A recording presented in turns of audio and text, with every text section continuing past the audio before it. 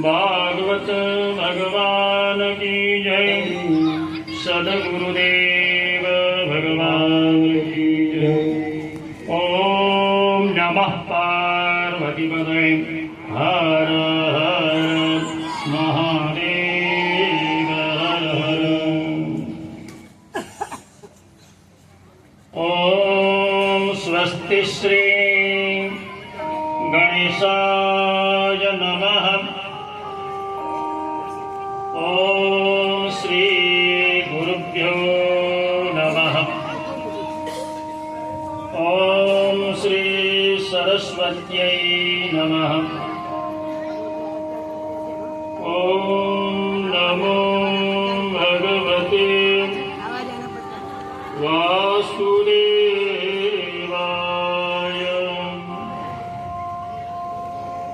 ओम नमो भगवते वासुदेवाय।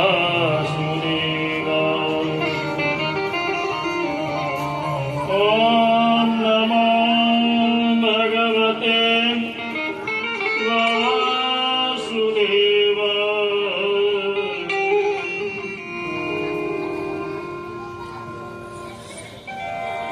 ઉપસ્થિત પંડાલની અંદર સમસ્ત સંતગણોને મારા નમસ્કાર, તેમજ ઉપસ્થિત અહીંયા બ્રાહ્મણ વૃંદ જે મારી સાથે પધારેલા બરોડાથી જે એક પારાયણ કરી રહ્યા છે, એક જાપક છે, હવે એક રાજુભાઈ શાસ્ત્રી ભજન કલાકાર તરીકે બિરાજમાન છે, એ બ્રાહ્મણ વૃંદોને પણ નમસ્કાર, સંગીત વૃંદોને પણ નમસ્કાર તથા સમસ્ત ભગવત સ્વરૂપી સમસ્ત શ્રોતાઓને પણ નમસ્કાર.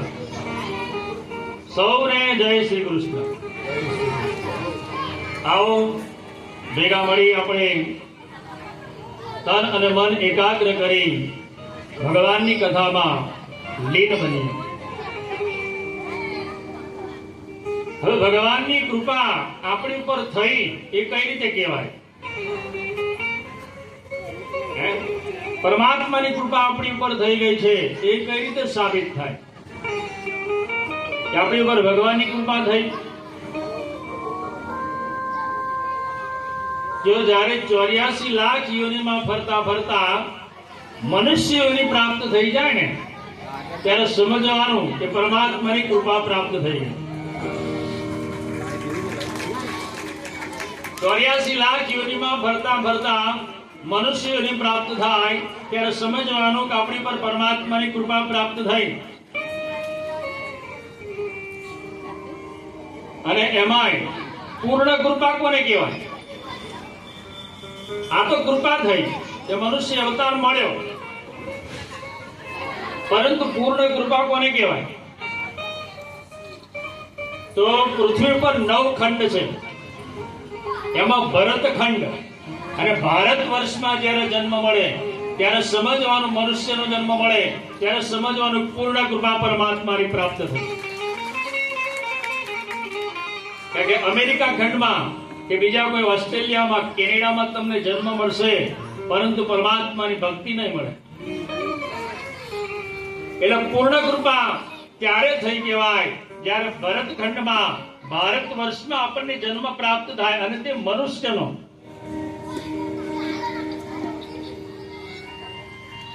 અને અતિ કૃપા ક્યારે કહેવાય? પરમાત્માની અતિ કૃપા આપણી ઉપર વરસી છે એવું ક્યારે કહી શકાય? કે જ્યારે આવા ભાગવતની કથા, દેવી કથા, રામ કથા, શિવ કથા આ કાન ઉપર પડે ત્યારે સમજવાનું કે આપણી પર અતિ કૃપા પ્રાપ્ત થઈ. અતિ કૃપા. હવે સંપૂર્ણ કૃપા કોને કહેવાય? તો જ્યારે કોઈ તીર્થમાં આવા દેવાલય પાસે બેસીને સંતોની હાજરીમાં અને ભાગવતની હાજરીમાં સંત, દેવ અને ભાગવત આ ત્રિવેણી સંગમ થાય અને એમાં કથા સાંભળવા મળે તો સમજવાનું સંપૂર્ણ કૃપા પ્રાપ્ત થઈ ગઈ. તો કૃપા, પૂર્ણ કૃપા, અતિ કૃપા અને સંપૂર્ણ કૃપા આજે આપણને પ્રાપ્ત થઈ છે, મને અને તમને બધાને.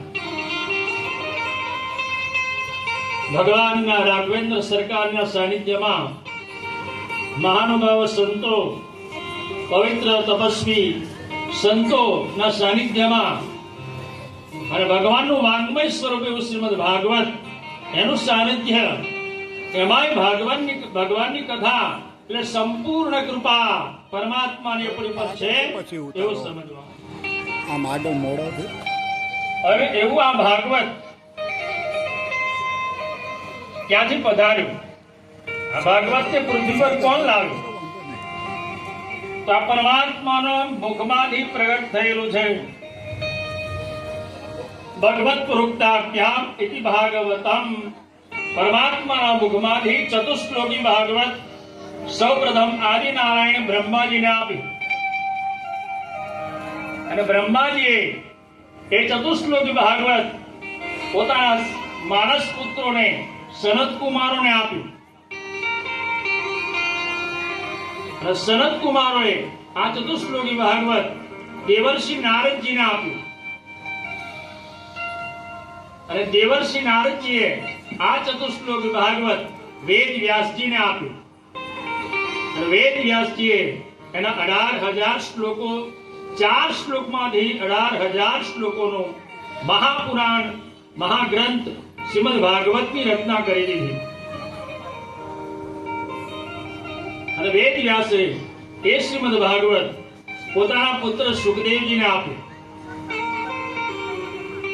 અને સુખદેવજીએ એ શ્રીમદ ભાગવત પોતાના શ્રોતા પરીક્ષિત રાજાને ગંગા કિનારે 7 દિવસમાં સંભળાવી દીધું. એટલે આ કોઈ સામાન્ય ગ્રંથ નથી. હમણાં જ પેલા સંત બોલ્યા કે 3ની કૃપા આપણી પર હોવી જોઈએ: ગુરુ, ગોવિંદ અને ગ્રંથ.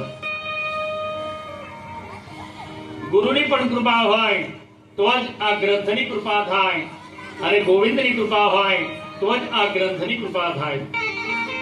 ગુરુ, ગોવિંદ અને ગ્રંથ આ ત્રણેયની કૃપા મેળવવા માટે આપણે અહીંયા બેઠા છીએ. તો એવું આ શ્રીમદ ભાગવત એ પરમાત્માનું વાંગ્મય સ્વરૂપ છે. પરમાત્માનું હાલતું, જીવતું, ભગવાનનું હાટ, ભગવાનનું જેને હૃદય કહેવાય એ આ શ્રીમદ ભાગવત છે. બાલકૃષ્ણ ભગવાનનું વાંગ્મય સ્વરૂપ એટલે આ શ્રીમદ ભાગવત છે. મુક્તિ દાણેન ગર્જતી. શ્રીમદ ભાગવત એ મુક્તિ આપવા માટે સિંહ ગર્જના કરે છે. આ કથા બે પ્રકારે થાય હો. એક સુખ પદ્ધતિ છે અને એક નારદ પદ્ધતિ છે. કથા બે પ્રકારે થઈ શકે, સુખ પદ્ધતિ અને નારદ પદ્ધતિ. સુખ પદ્ધતિમાં સંગીત ન આવે, માત્ર કથા આવે. અને નારદ પદ્ધતિમાં સંગીત વાગે, વાજિંત્રો વાગે, ઢોલ નગારા વાગે, મંજીરા વાગે, ક્યારેક બેન્જો વાગે, ક્યારેક તબલા વાગે. આ નારદ પદ્ધતિમાં સંગીત સાથે જ કથા ચાલે. એટલે કથા પણ બે પ્રકારની અને વક્તા પણ બે પ્રકારના હોય. સુખ પદ્ધતિથી કરનારા કથાકારો પણ છે, નારદ પદ્ધતિથી કરનારા કથાકારો પણ છે. હવે શ્રોતા પણ બે પ્રકારના છે. 50% શ્રોતાઓ એવા છે કે જેમને મૂળ કથામાં રસ હોય છે. ભગવાનની મૂળ બાળ લીલાઓ, ભગવાનની મૂળ કથા સાંભળવામાં રસ હોય એવા 50% શ્રોતાઓ છે. બાકીના 25% શ્રોતાઓ એવા છે કે જેમને સંગીતમાં રસ હોય, ભજનમાં રસ હોય. આવા 25% શ્રોતાઓ છે. અને 25% શ્રોતાઓ એવા છે કે જેમને એકલા દ્રષ્ટાંતો જ ગમતા હોય. મહારાજ તો દ્રષ્ટાંત કહેતા જ નથી. દ્રષ્ટાંત એ આપણી સમજૂતી માટે છે અને કથા આપણા કલ્યાણ માટે છે. કથાની અંદર દ્રષ્ટાંત આવવું જોઈએ, એકલા દ્રષ્ટાંતોની અંદર કથા આવે એવું ના હોવું જોઈએ. કથાની અંદર ક્યારેક એકાદું દ્રષ્ટાંત આવી જાય તો એ ચાલે, પરંતુ એકલા દ્રષ્ટાંતો જ કલાકો સુધી ચાલતા હોય અને કથા લેશ માત્ર હોય, એ કથાને ક્યાંથી ન્યાય આપી શકાય? તો પરમાત્માને શું ગમે છે? ભગવાન કહે છે કે મારી મૂળ લીલા, મૂળ કથાનું ગાન એ મને વધારે પ્રિય છે.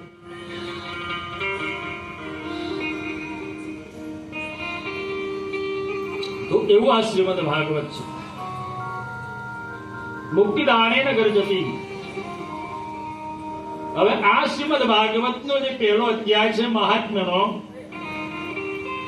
એ સ્વયં નારાયણ બ્રહ્માજીને કીધો છે. એનું કેટલું બધું મહાત્મ્ય છે જાણવા જેવું છે. શ્રીમદ ભાગવતમ નામ પુરાણમ લોક વિશ્રુતમ શ્રૂયાત શ્રદ્ધયા યુક્તો સંતોષકારઃ. ભગવાન કહે છે કે મારે જો પ્રસન્ન કરવો હોય તો ભાગવતનું શરણ ગ્રહણ કરી લો, અવશ્ય હું પ્રસન્ન થઈ જઈશ. કદાચ બીજા કોઈ ઉપાયથી પ્રસન્ન ન થાવ, પરંતુ ભાગવતથી તો અવશ્ય પ્રસન્ન થઈશ. ભગવાને એવું જાતે કીધું બ્રહ્માજીને